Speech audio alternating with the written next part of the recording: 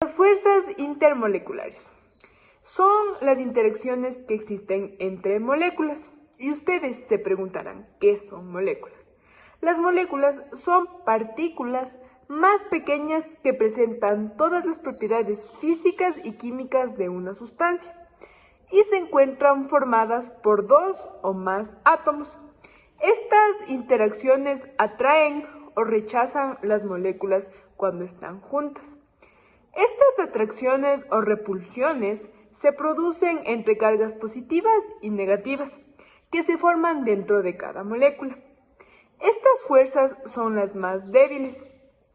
Hay diversos tipos de fuerzas intermoleculares entre iones, moléculas polares y moléculas no polares, como se va a mostrar a continuación. La primera, la fuerza ion-dipolo. Son las interacciones que se producen entre los iones y las moléculas polares. Esta es menor que la fuerza de atracción entre los iones. Gracias a la fuerza ion-dipolo, la sal de cocina se puede disolver en agua. El cloruro de sodio está formado por un ion positivo y un ion negativo. El agua es una molécula polar, donde el oxígeno atrae al ion positivo, mientras los hidrógenos atraen al ion negativo. Las segundas, las fuerzas de Van der Waals.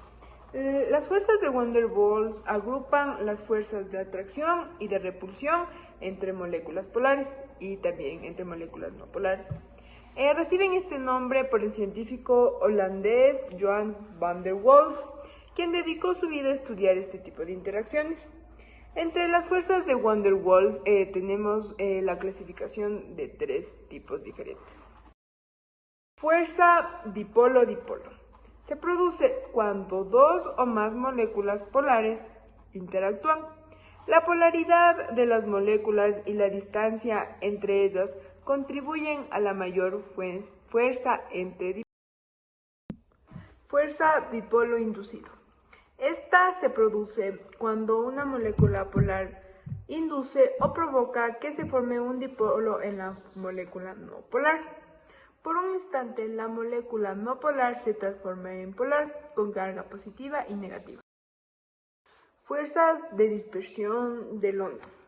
Las fuerzas de London son las interacciones que se producen entre moléculas no polares o entre los gases nobles.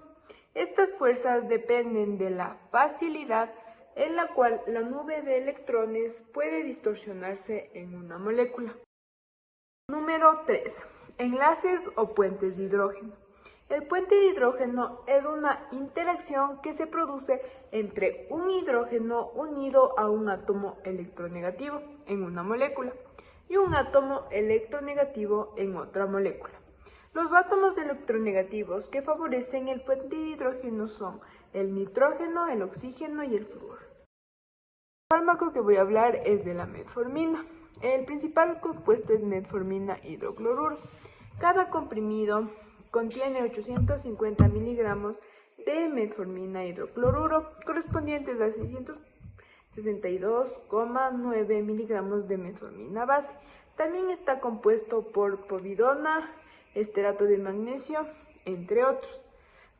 Interactúa con su molécula objetivo debido a que la AMPK tiene como dos de sus objetivos claves la acetil-CoA carboxilasa y la 3-hidroxi-3-metilglutaratil coenzima reductasa, enzimas claves en la síntesis de ácidos grasos. Este fármaco se va a prescribir únicamente para el tratamiento de la diabetes tipo 2, de la resistencia a la insulina y para el síndrome de ovario poliquístico.